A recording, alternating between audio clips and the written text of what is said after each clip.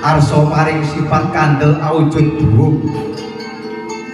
pramila pratapi kang den agem penganten kakung kagantos dhuwur peparingan kang rangka sedaya punika ngagem palamyang rindu pramila menika urip bangkit amberat sawiring pepalang yang rindu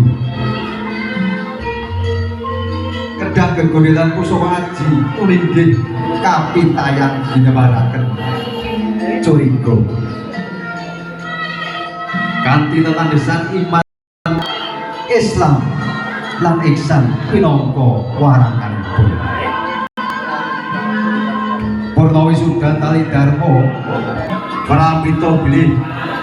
Sang Rama sageta nuntun ing kautaman ing ngarsa Sumplada dene kang ibu wonten sapihipun penganten pralamita wong tuwa tansah tutburi andayani apa kang dadi sedyane putra kalih datang kendhat yenyo tansah ngawat-awati murih lampahing tansah tebih saking kanistan rahayu kang tinemu teka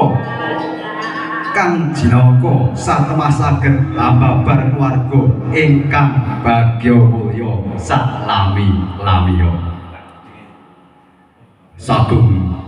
para tamu kakung miwah putri mekaten kala menggah pangrumbaka